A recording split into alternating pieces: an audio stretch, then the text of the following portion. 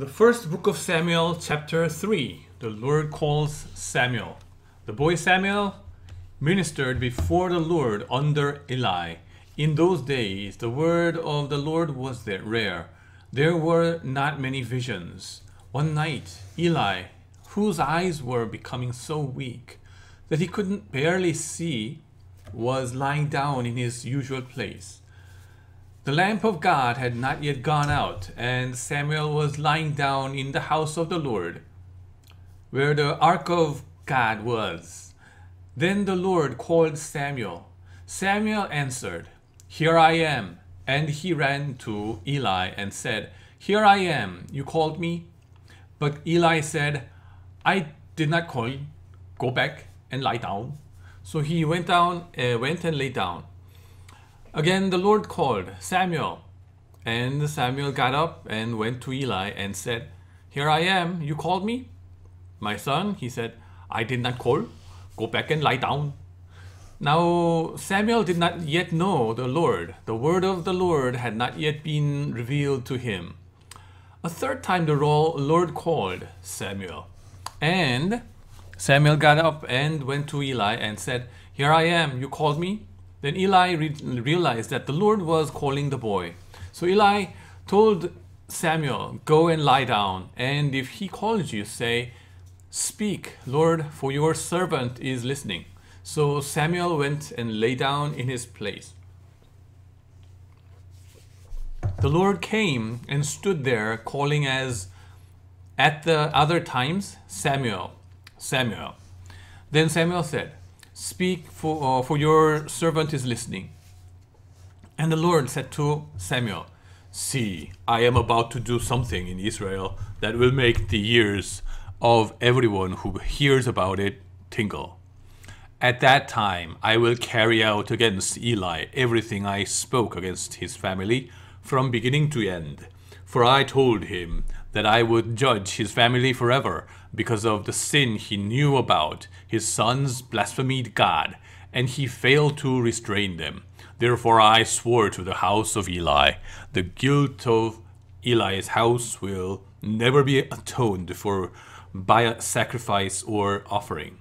Samuel lay down until the morning, and they opened the doors of the house of the Lord. He was afraid to tell Eli the vision, but Eli called him and said, "Samuel, my son." Samuel answered, "Here I am."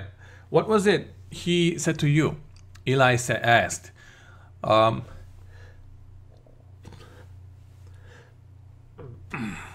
"Do not hide it from me.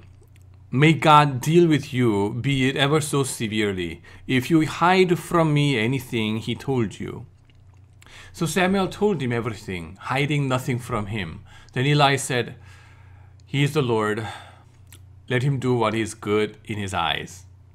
The Lord was with Samuel as he grew up, and he let none of Samuel's words fall to the ground. And all Israel from Dan to Beersheba recognized that Samuel was attested as a prophet of the Lord. The Lord continued to appear at Shiloh, and there he revealed himself to Samuel through his word. Chapter 4. And Samuel's word came to all Israel. The Philistine captured the ark. Now the Israelites went out to fight against the Philistines. The Israelites camped at Ebenezer, and the Philistines at Aphek. The Philistines deployed their forces to meet Israel, and as the battle spread, Israel was defeated by the Philistines, who killed about 4,000 of them on the battlefield. When the soldiers returned to camp, the elders of Israel asked, "Why did the Lord bring defeat on us today before the Philistines? Let us bring the ark of the Lord's covenant from Shiloh, so that he may go with us and save us from the hand of our enemies." So the people sent men to Shiloh, and they brought back the ark of the covenant of the Lord Almighty, who is enthroned between the cherubim, and Eli's two sons, Hophni and Phinehas, were there with the ark of the covenant of God. When the ark of the Lord's covenant came into the camp, all Israel raised such a great shout that the ground shook. Hearing the uproar, the Philistines asked, "What's all this shouting in the Hebrew camp?" When they learned that the ark of the Lord had come to the camp, the Philistines were afraid. "A god has come into the camp," they said. "Oh no, nothing like this has happened before. We're doomed. Who will deliver us from the hand of these mighty gods? They are the gods who struck the Egyptians with all kinds of plagues in the wilderness. Be strong, Philistines. Be men, or you will be subject to the Hebrews as they have been to you. Be men and fight." So the Philistines fought, and the Israelites were defeated, and every man fled to his tent. The slaughter was very great. Israel lost 30,000 foot soldiers. The ark of God was captured, and Eli's two sons, Hophni and Phinehas, died. Death of Eli. That same day, a Benjamite ran from the battle line and went to Shiloh with his clothes torn and dust on his head. When he arrived, there was Eli sitting on his chair by the side of the road, watching because his heart feared for the ark of God. When the man entered the town and told what had happened, the whole town sent up a cry. Eli heard the outcry and asked, "What is the meaning of this uproar?" The man hurried over to Eli, who was 98 years old and whose eyes had failed so that he could not see. He told Eli, "I have just come from the battle line.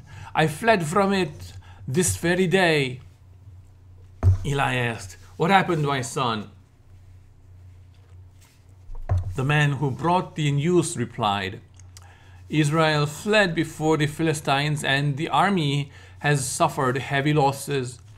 Also your two sons, Hophni and Phinehas, are dead, and the ark of God has been captured." When he mentioned the ark of God, Eli fell backward off his chair by the side of the gate. His neck was broken, and he died. For he was an old man, and he was heavy. He had led Israel 40 years. His daughter-in-law, the wife of Phinehas, was pregnant and near the time of delivery. When she heard the news that the ark of God had been captured and that her father-in-law and her husband were dead, she went into labor and gave birth, but was overcome by her labor pains. As she was dying, the woman attending her said, "Don't despair, you have given birth to a son." But she did not respond or pay any attention. She named the boy Ichabod, saying, "The glory has departed from Israel." Because of the capture of the ark of God and the death of her father-in-law and her husband, she said, "The glory has departed from Israel, for the ark of God has been captured." Chapter 5. The ark in Ashdod and Ekron. After the Philistines had captured the ark of God, they took it from Ebenezer to Ashdod. Then they carried the ark into Dagon's temple and set it beside Dagon. When the people of Ashdod rose early the next day, there was Dagon fallen on his face on the ground before the ark of the Lord. They took Dagon and put him back in his place. But the following morning, when they rose, there was Dagon fallen on his face on the ground before the ark of the Lord. His head and hands had been broken off and were lying on the threshold. Only his body remained. That is why to this day neither the priests of Dagon nor any other who enter Dagon's temple at Ashdod step on the threshold. The Lord's hand was heavy on the people of Ashdod and its vicinity. He brought devastation on them and afflicted them with tumors. When the people of Ashdod saw that what was happening, They said, "The ark of the God of Israel must not stay here with us, because his hand is heavy on us and on Dagon our God." So they called together all the rulers of the Philistines and asked them, "What shall we do with the ark of the God of Israel?" They answered, "Have the ark of the God of Israel moved to Gath." So they moved the ark of the God to Israel. But after they had moved it, the Lord's hand was against that city, throwing it into a great panic. He afflicted the people of the city, both young and old, with an outbreak of tumors. So they sent the ark of God to Ekron. As the ark of God was entering Ekron, the people of Ekron cried out, "They have brought the ark of the God of Israel around to us to kill us and our people." So they called together all the rulers of the Philistines and said, "Send the ark of the God of Israel away. Let it go back to its own people, own place, or it will kill us and our people." For death had filled the city with panic. God's hand was very heavy on it. Those who did not die were afflicted with tumors, and the outcry of the city went up to heaven. Chapter 6. The ark returned to Israel. When the ark of the Lord had been in Philistine territory 7 months, the Philistines called for the priests and the diviners and said, "What shall we do with the ark of the Lord? Tell us how we should send it back to its people." They answered, "If you return the ark of the God of Israel, do not send it back to him without a gift. By all means, send the guilt offering to him. Then you will be healed, and you will know why his hand has not been lifted from you." The Philistines asked, "What guilt offering should we send to him?" They replied, 5 gold tumors and 5 gold rats, according to the number of the Philistine rulers, because the same plague has struck both you and your rulers. Make models of the tumors and of the rats that are destroying the country, and give glory to Israel's God. Perhaps he will lift his hand from you and your gods and your land. Why do you harden your hearts as the Egyptians and Pharaoh did when Israel's God dealt harshly with them? Did they not send the Israelites out so they could go on their way? Now then, get a new cart ready with 2 cows that have calved and have never been yoked. Hitch the cows to the cart, but take their calves away and pen them up.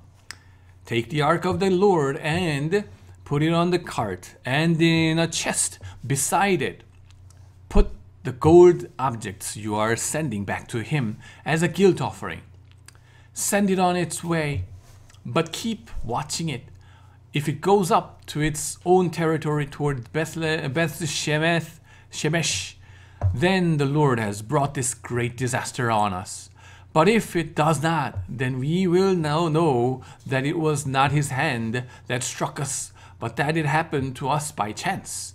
So they did this. They took 2 such cows and hitched them to the cart and penned up their calves. They placed the ark of the Lord on the cart, and along with it the chest containing the gold rats and the models of the tumors. Then the cows went straight up toward Beth-Shemesh, keeping on the road and lowing all the way. They did not turn to the right or to the left. The rulers of Philistines followed them as far as the border of Beth-Shemesh. Now the people of Beth-Shemesh were harvesting their wheat in the valley, and when they looked up and saw the ark, they rejoiced at the sight.